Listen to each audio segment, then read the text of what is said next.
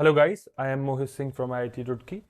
सो आज हम significant figures के बारे में डिटेल में डिस्कशन करने वाले हैं। तो सबसे पहली बात, सिग्निफिकेंट फिगर्स क्या होते हैं? So just by the name you can understand it says something significant. So significant figures basically होते हैं method to represent a quantity और number in a significant way. Significant numbers हमें सिर्फ लिखने होते हैं टू रिप्रेजेंट अ क्वांटिटी। इसकी definition आपको समझना ज्यादा जरूरी है instead of cramming that up. मैंने क्या बोला? Significant figures, as the name suggest, it only takes in account the significant digits in a quantity. समझ आ गई होगी डेफिनेशन आपको। जैसे जैसे हम एग्जाम्पल देखेंगे उससे आपको और क्लियर होगा। सबसे पहला पॉइंट आपको लिखना होगा, all the non zero digits are significant. All the non-zero digits are significant. इसका क्या मतलब है? जितनी भी नॉन जीरो डिजिट है जैसे 1 2 3 4 5 6 7 8 9, all those are considered to be significant. जैसे कि एग्जांपल लेते हैं 12.37। 12.37 में सारी डिजिट नॉन जीरो है, तो कितने सिग्निफिकेंट फिगर्स हो गए इसमें? 4 हो गए, क्योंकि 4 इसमें हमारी सिग्निफिकेंट डिजिट है और 4 ही हमारे पास नंबर है। ठीक है, यहां तक आपने बात समझ ली, इसमें कोई डाउट नहीं होना चाहिए। होपफुली ये आपको समझ आ गया होगा। क्लियर है? अब हम दूसरी पॉइंट पे आते हैं, all zeros that occur between any two non zero digits are significant. समझ आया? इसको बहुत अच्छे से समझना।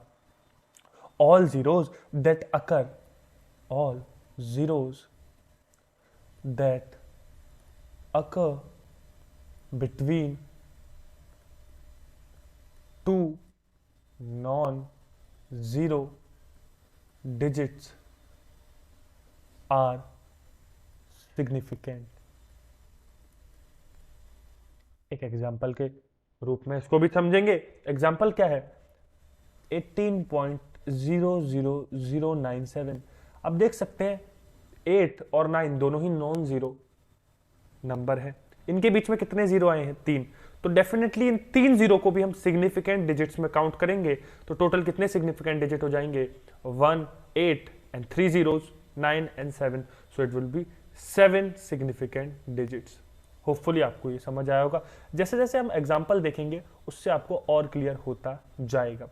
तो एग्जाम्पल देखते जाइए और क्वेश्चन आपको इजी लगते जाएंगे। अब नेक्स्ट पॉइंट पे बढ़ते हैं, that is all zeros that are on the right of a decimal point and also to the left of a non zero digit is never significant. शायद इसको आप समझने में थोड़ा कंफ्यूज हो, इसको मैं एग्जांपल से समझाता हूं आपको। जैसे कि हम लेते हैं 0.00798, ये थर्ड पॉइंट है। इसको बड़े इंटरेस्टिंग तरीके से समझिएगा, क्योंकि ये काफी काम आ सकता है। क्योंकि जेईई एडवांस में कई बार ये लोग बोल देते हैं कि the answer that you calculated count the number of significant figures in that answer and that will be your integer type question. ठीक है, तो इस केस में आप क्या करेंगे? इस केस में सिर्फ 7 9 8 ही आपके सिग्निफिकेंट डिजिट होंगे और ओनली 3 ही सिग्निफिकेंट फिगर्स होंगे। कैसे हुआ इसका कंसेप्ट समझिए। ये 0 0 एक नॉन जीरो डिजिट के पहले है, तो डेफिनेटली ये कोई सिग्निफिकेंट है ही नहीं। इसलिए इसको हम सिग्निफिकेंट डिजिट में काउंट करते ही नहीं है। So now moving on to the next page and the next point as well. Next point की तरफ हम चलते हैं, जो कि है all zeros that are on the right of a decimal point are significant. इसको बड़े ध्यान से समझिएगा। All zeros that are on the right of a decimal point are significant only if a non zero digit does not follow them. इसको समझिए, जो मैंने अभी बोला, एक एग्जांपल लेते हैं 20.00। अब इस केस में सिग्निफिकेंट डिजिट कितनी होंगी? इस केस में 4 होंगी, क्योंकि इसमें आप एक नॉन जीरो डिजिट जो है वो डेसिमल से पहले आई है। और थर्ड केस जो हमने देखा था, जैसे कि मैं आपको दिखाता हूं, इस केस में हमने देखा था कि जो डेसिमल है और जीरो है वो पहले आ गए थे नॉन जीरो डिजिट से, तो इस वजह से हमने सिग्निफिकेंट फिगर्स में काउंट नहीं किया था। लेकिन फोर्थ पॉइंट में नॉन जीरो डिजिट पहले और जीरो बाद में, तो इसलिए हमें काउंट करना पड़ेगा और इस केस में 4 सिग्निफिकेंट डिजिट होंगी। तो होपफुली आपको ये समझ आया होगा। ठीक है, now moving on to the next point, all the zeros that are on the right of the last non-zero digit after the decimal point are significant. तो आपको अगला केस समझ आ ही गया होगा। जैसे मैं लेता हूं 0.007980, तो जैसा कि आप देख सकते हैं ये तीन तो सिग्निफिकेंट फिगर्स नहीं होंगी, ये थर्ड पॉइंट है। अब फोर्थ पॉइंट क्या कहता है कि 798 तो सिग्निफिकेंट फिगर्स हैं, लेकिन उसके बाद जीरो आ रहा है, तो ये भी हमारे सिग्निफिकेंट फिगर्स हो जाएंगे। तो टोटल कितनी सिग्निफिकेंट फिगर्स हो जाएंगे इस केस में? 5 हो जाएंगे। सो होपफुली आपको ये भी समझ आ गया होगा, ठीक है। और जो लास्ट पॉइंट है हमारा, जो कि लास्ट इसका केस बचता है, जो कि बहुत ही इजी है। अगर कभी भी आपको मेजरमेंट दे रखी हो, जैसे 1123 सेंटीमीटर या 112.003 सेंटीमीटर या फिर 0.0023 मीटर, हमेशा इस केस में जब भी आपको एक मेजरमेंट दे दी जाए सेंटीमीटर, मीटर या kilometre, then all digits are considered to be significant. ठीक है, यहां तक आपको क्लियर हो जाना चाहिए। नाउ कुछ एग्जांपल देखते हैं जिससे आपको और कंसेप्चुअली क्लियर होगा। तो कुछ एग्जांपल हम देखने वाले हैं, ठीक है, कुछ एग्जांपल देखेंगे जिससे आपको और क्लियर हो जाएगा। तो जैसे कि हम कुछ एग्जांपल देखते हैं। पहला हम लेते हैं 45, दूसरा हम लेते हैं 0.046। तो 45 में 2 सिग्निफिकेंट डिजिट होंगी और 0.046 में भी 2 ही होंगी। बाय पॉइंट नंबर 3, ताकि आपको इजीली समझ आ जाए, बाय पॉइंट नंबर 3, और फर्स्ट वाला is deduced by point number 1। Point number 1 क्या कहता है कि all the non zero digits are considered to be significant. ठीक है, तो हम कुछ और एग्जांपल देखते हैं, जैसे 5002 और 3800। ठीक है, ये समझ आ गया। 5002 में कितनी सिग्निफिकेंट डिजिट होंगी? 4 सिग्निफिकेंट डिजिट होंगी, because the zeros are in between 2 non zero digit. और 3800 की बात करी जाए तो इसमें 2 सिग्निफिकेंट डिजिट होंगी, ये भी हमने समझ लिया। 3800 में 2 सिग्निफिकेंट डिजिट होंगी। अब आप कंफ्यूज हो होंगे फिफ्थ पॉइंट में। तो आपने कहा था कि जब 79800 हमने 5 लिया, लेकिन वो तभी लिया जब डेसिमल पॉइंट के बाद है, तो 3800 में हम सिर्फ 2 ही लेंगे। अगर 38.00 होता तो इस केस में हम 4 सिग्निफिकेंट फिगर्स मानते। तो आपको डिफरेंस समझ आना चाहिए, क्योंकि ये बहुत इंटरेस्टिंग क्वेश्चन है, कभी भी इनसे क्वेश्चन आ सकता है और कंफ्यूजन हमेशा ये पैदा करते हैं आपके दिमाग में। ठीक है, तो now moving on to the next topic. Next topic बहुत ही इंटरेस्टिंग होने वाला है। इसमें हम पढ़ने वाले हैं राउंडिंग ऑफ। इसमें हम क्या पढ़ने वाले हैं? राउंडिंग ऑफ पढ़ने वाले हैं। Rounding off. तो राउंडिंग ऑफ का बेहद ही सिंपल फंडा है और बहुत ही आसानी से आप राउंडिंग ऑफ सीख सकते हैं।